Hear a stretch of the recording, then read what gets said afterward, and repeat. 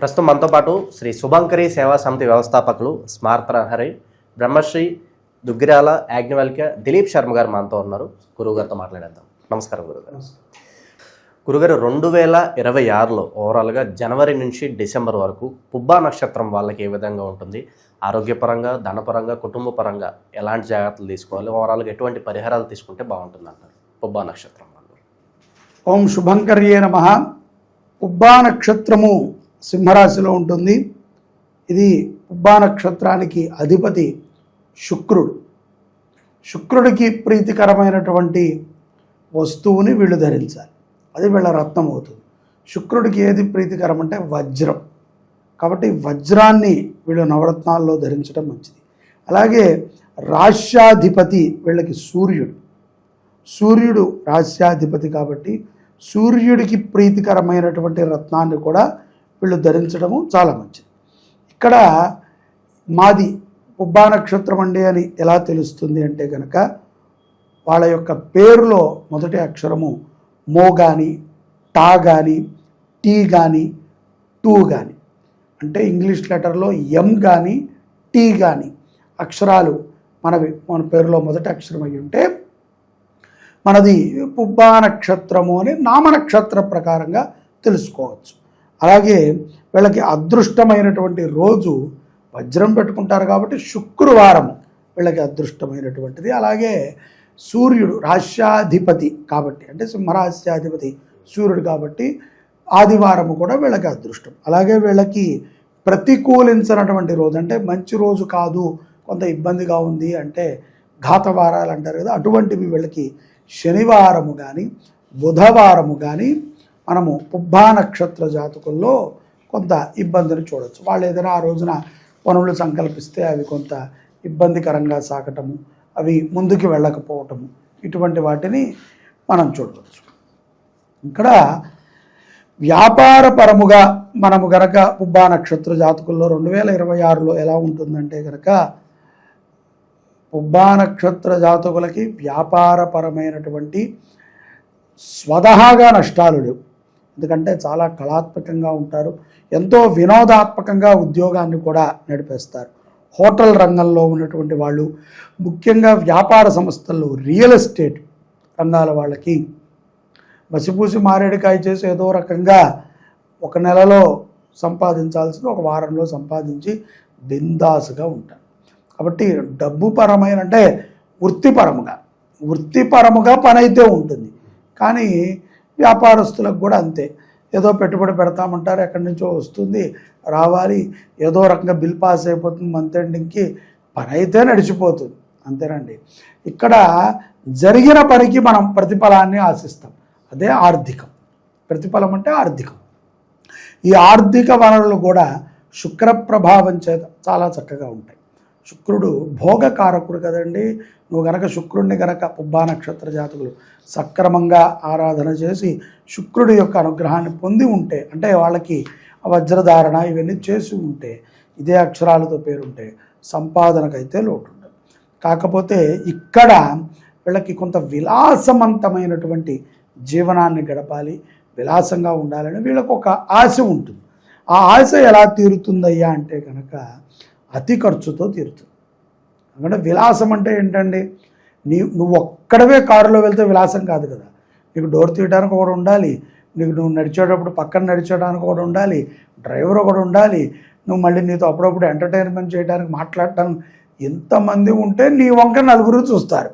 నువ్వు ఒక్కడవే నగలన్నీ దిగేసుకుని తిరుగుతున్నావు అనుకో, వీడెవడు పెచ్చోడరా అనుకుంటారు. విలాసం అంటే మన చుట్టూ ఎక్కువ మంది ఉండటం. సో పుబ్బా నక్షత్ర జాతకులు దాన్ని ఇష్టపడుతూ ఉంటారు.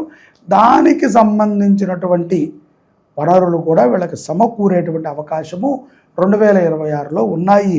అది కూడా మార్చి నుంచి వీళ్ళ జాతకం కొంత మారబోతోంది. తద్వారా కొంచెం సత్ఫలితాలను పొందుతారు. ఆరోగ్యపరంగా కూడా చాలా బాగుంటుంది. చిన్న చిన్న రోగ సమస్యలని అధిగమిస్తారు. చాలా పెద్ద సమస్యలని కూడా ఇట్టే తోసిపుచ్చేటువంటి అవకాశము ఈ యొక్క పుబ్బా నక్షత్ర జాతకుల్లో మనం చూడొచ్చు. కాకపోతే వీళ్ళకి కానీ అంటే వయసు రీత్యా ఏదైనా కొంచెం చెడు అలవాట్లు ఉండి ఆల్కహాలు, సిగరెట్లు ఇవి తాగే పిల్లలకైతే మనం చెప్పలేం. అటువంటి వాళ్ళకి కొంత కిడ్నీ సమస్యలు, కొంత, లేదు వీళ్ళకి సంబంధించిన తల్లిదండ్రులకు కానీ కిడ్నీ సమస్యలు, మూత్రపిండాలకు సంబంధించిన సమస్యలు ఈ యొక్క జూన్ నుంచి కొంత వీళ్ళని వెంటాడుతూ ఉంటాయి. వాటి నిమిత్తం కొంత ధనాన్ని కూడా ఖర్చు పెడతారు. అలాగే ఈ యొక్క సాంసారికమైనటువంటి జీవితం, ప్రేమ వ్యవహారాలు కూడా చాలా తెలివితేటలతో వ్యవహరిస్తారు. ఎక్కడా కూడా చిక్కరు దొరకరు. చాలా తెలివిగా వీళ్ళు ఏర్పరచుకుంటారు వాళ్ళ జీవితాన్ని. అలాగే ఆనందదాయకంగా ఉంటుంది. ఎక్కడో స్వజాతకము ఏదైనా కొంత దోషాలు ఉంటే దానివల్ల కొంత గొడవలు అవ్వచ్చేమో తప్ప చాలా ఆనందదాయకమైనటువంటి జాతకులే ప్రేమలో కానీ సంసార జీవితంలో కానీ 2026. విద్యార్థులు కూడా చాలా చక్కగా రాణిస్తారు. సంగీత కళలని, ఏదైనా సింగర్గా ఉండాలనుకున్న వాళ్ళు, లేకపోతే మ్యూజిక్ ఇప్పుడు ఉన్నాయి కదా ఇన్స్ట్రుమెంట్స్ మీద ఉన్నటువంటి విద్యార్థులు, అటువంటి కళల విద్యార్థులు ఉబ్బా నక్షత్రంలో ఉంటే కనుక వాళ్ళకి చాలా చక్కటి లైఫ్, మంచి బిరుదులు సన్మానాలు కూడా లభిస్తాయి. వాళ్ళ యొక్క లైఫ్ ఈ 2026లో చాలా బాగుంటుంది. సాధారణ పిల్లల కంటే కూడా ఉబ్బా నక్షత్ర పిల్లలు కొంత గుర్తింపు తగ్గ వాళ్ళు అవుతారు. కొత్త కొత్త ఇళ్ళని కొనటము, విలాసవంతమైనటువంటి వస్తువులను కొనటము, ఖరీదైనటువంటి కారులు కొనటము కాకుండా వాటిని ఎక్కువగా చూడటము, ఇష్టపడటము, అటువంటి వాటి మీద వీళ్ళ బుద్ధి కూడా ఈ సంవత్సరం ఎక్కువగా ప్రకాశితమై ఉంటుంది. సెప్టెంబర్ అక్టోబర్లో కొంత బాగా ఖర్చు కూడా పెరుగుతుంది. బలవంతంగా కూడా కొనుక్కుంటారు. దర్శనాలకు వెళ్ళినా, క్షేత్రాలకు వెళ్ళినా ఈ దర్పాన్ని చూపించుకోవడానికి ఇష్టపడుతూ ఉంటారు. అలాగే ఇక్కడ ఆధ్యాత్మిక పరమైనటువంటి గురువులని కలవటము, వ్యక్తిగతముగా కూడా స్వజాతకాన్ని ఎప్పటికప్పుడు పరిశీలించుకుంటాము, వాటికి పరిహారాలను చేయడం చేస్తూ ఉంటారు. యోగాభ్యాసాన్ని చేయటము, యోగ విద్యాలయాలని నిర్మించటము కూడా వీళ్ళకు కొంత మక్కువ ఉంటుంది. ఆధ్యాత్మిక పరమైనటువంటి చింతనని కలిగి ఉంటారు. చింతన అయితే ఉంటుంది, శ్రద్ధ కూడా కలిగి ఉంటుంది. న్యాయపరమైనటువంటి పోరాటాల యందు ఖర్చును విపరీతంగా పెడతారండి.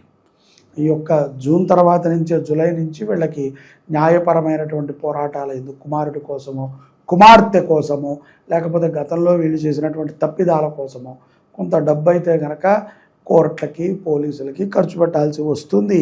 నేను వీళ్ళకి చెప్పేది ఏంటంటే, ఉబ్బా నక్షత్ర జాతకులు ఎవరైనా సరే, స్త్రీ పురుషులు విదేశాల్లోనా ఎక్కడ ఉన్నా సరే, ఒక్కసారి ఈ యొక్క సంవత్సరంలో కొంత మీకు సమస్యలు అనిపిస్తున్నాయనుకుంటే సంపూర్ణంగా నవగ్రహాలకి జపం చేసి, దానము చేసి, వాటికి పూజన చేసి, హోమాన్ని చేసుకుంటాం. మీ ప్రాణాన్ని మీరు కాపాడుకున్నట్టు, ముఖ్యంగా మీ పరువు, మీ ప్రతిష్టని మీరు కాపాడుకున్నట్టు అవుతుంది. ఎందుకంటే జాతకం అనేవి కూడా బాగానే ఉన్నప్పటికీ కూడా వచ్చింది నిలబడాలిగా, సక్రమంగా ఉండాలిగా. అలాగే నెగిటివ్లో కూడా వెళ్ళిపోతూ ఉంటారు. ఊరికనే దృష్టి దోషం. ఆడపిల్లలైతే మరీ దారుణం. ఏమీ ఉండదు కానీ వాళ్ళ దగ్గర ఊరికనే అందరూ కంట్లో పట్టము, ఏదో ఒక చికాకు, ఇంట్లో గొడవ, భర్తతో గొడవ, అమ్మ నాన్నలతో గొడవ, ఉద్యోగంలో గొడవలు, ఇవన్నీ కొంత వీళ్ళని ఇబ్బంది పెడుతూ ఉంటాయి. కాబట్టి ఉబ్బా నక్షత్ర జాతకులు నవగ్రహాలని 2026లో బాగా ఆరాధన చేయటము, అలాగే ఆవుకి కుట్టి కానీ తౌడు కానీ సమర్పణ చేయటం. గోవుని దత్తత తీసుకుని పోషిస్తే మంచిదే, కానీ అంత చేయలేమనుకున్న వాళ్ళము నెలకి ఏదైనా ఒక 1000 రూపాయలు, 500 ఆవుకి ఏదైనా కాయగూరలను కొని పెట్టుతూ ఉండటం ద్వారా శుభ ఫలితాలను పొందుతారు. ఓవరాల్గా ఈ నక్షత్రం వాళ్ళందరికీ కూడా 2026 ఏ విధంగా ఉంటుంది, ఎలాంటి జాగ్రత్తలు తీసుకోవాలి, చాలా బాగా వివరించారు. ధన్యవాదాలు.